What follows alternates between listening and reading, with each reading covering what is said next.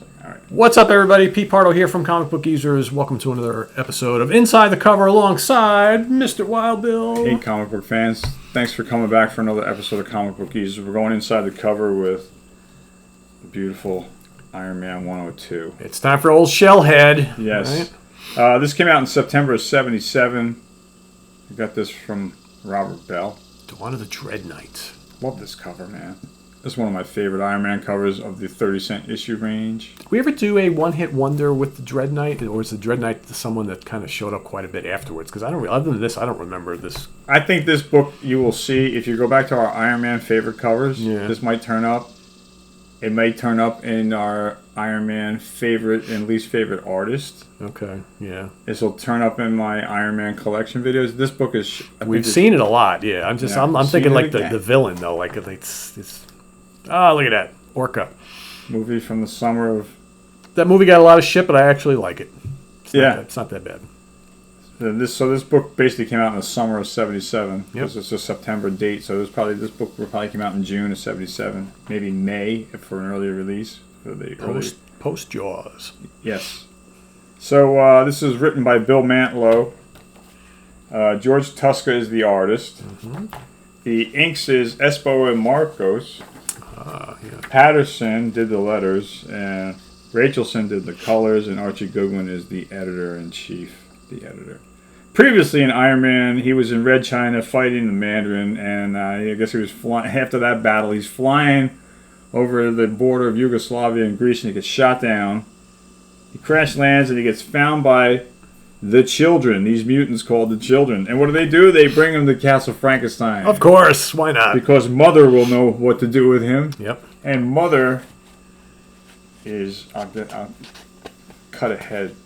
Mother is the great-granddaughter of Dr.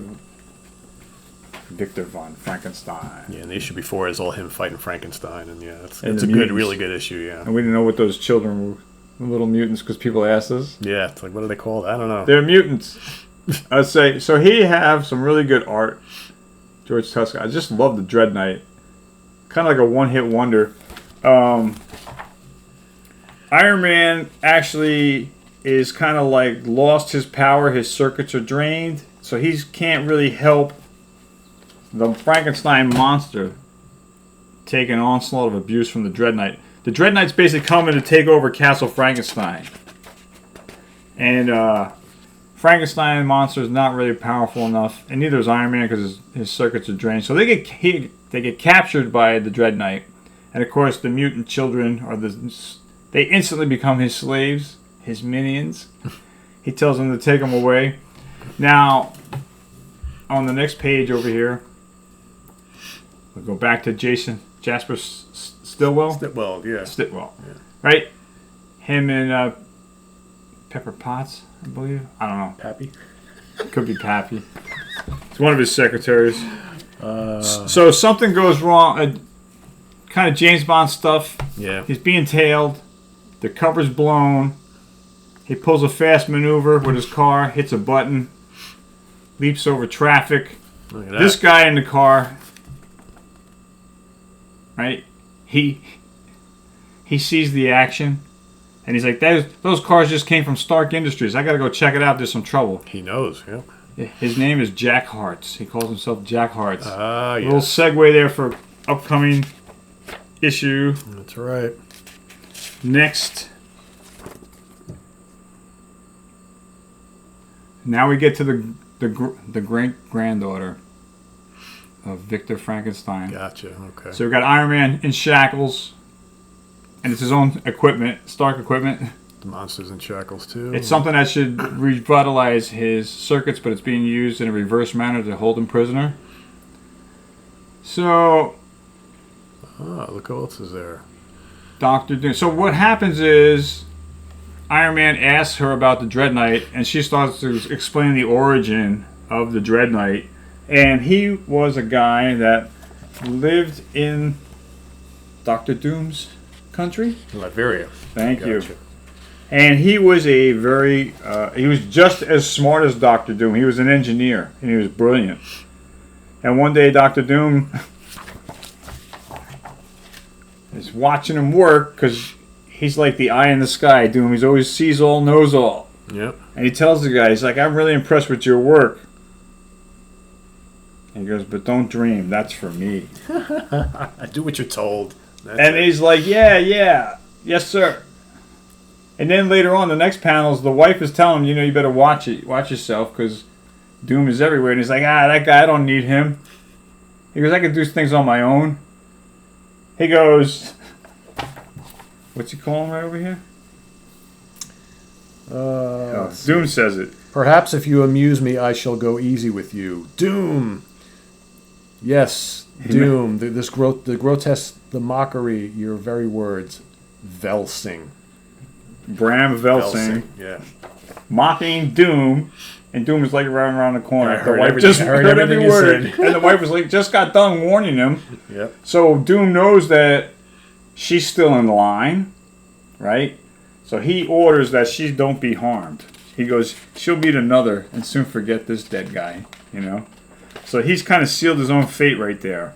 So what Doom does is his troops hold him and they skin graft this mask to his face. And Doom is like, so you want to be like me, huh? So you might as well truly be like me and get a mask grafted onto your face so no one sees your true features. Just like me. Now you truly are like me.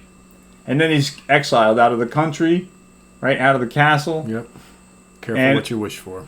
And then he's, down and out, unconscious, and the mutant children find him and bring him back to Castle Frankenstein. And there is the origin of the Dreadnought.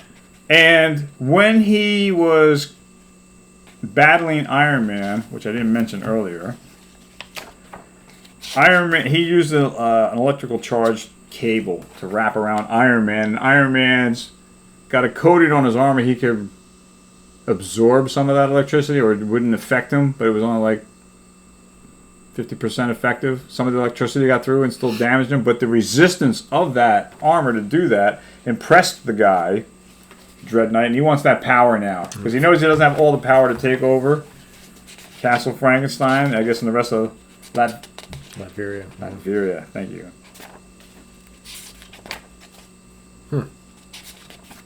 Interesting little connection with Dr. Doom here, right? So he feels like he's entitled to rule this part of Castle Frankenstein. And he gets involved with another battle with Iron Man, and the Frankenstein monster is standing by watching and can't really do anything. He feels helpless. But he breaks free. What happens is, I want to see the part where he says he feels helpless. I think it's right around here. They're standing on a balcony. I don't know if that's the previous panel. No. It's got to be the next page. Anyway, so here the point battle ensues. Yes. And right here, the monster breaks free. Basically, the monster's watching Iron Man battle Dread Knight, and he's like, this is partly my fight, and I'm standing on the sidelines. I got to get involved. I must say, I love George Tusker, but that's a horrible depiction of the Frankenstein monster. That was terrible. God. I love him the way he draws Iron Man, though. I mean, I know. You know what I found recently? Every time we bring up George Tusker, some of our viewers are not a big fan of his. I don't know why. I always loved George Tusker. Because the next Frankenstein you mentioned. Yeah, look at it. He looks like he looks to be in some metal band or something. The long, greasy hair and his skin should be green. Yeah, not like chrome. Yeah, like Ultron. Ultron tones. So here's the scene right here that I was talking about, where he's on the balcony. Yeah, with the mother character, great granddaughter. While I watch helplessly from afar, yeah. So he gets him. So what happens is, in these panels, Dread Knight falls, and there's like a staircase, and he holds his lance in such a way that it breaks his fall. See, there's a staircase here that he's falling towards. So he sticks out his lance, to catch himself. And so he thinks he's safe. So he takes his gun out. He has a gun also. And he takes a pot shot at Iron Man. Well, actually what he does, he shoots at the balcony. as a distraction to keep Iron Man off him.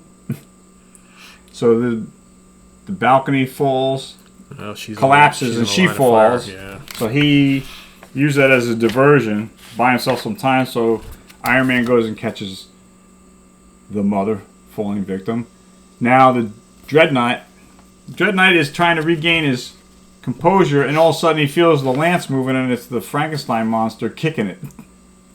So the Dreadnought takes a pot shot at Frankenstein, and he gets out of the way, but he still gets his foot in there to kick that lance off, and he starts to fall to his doom.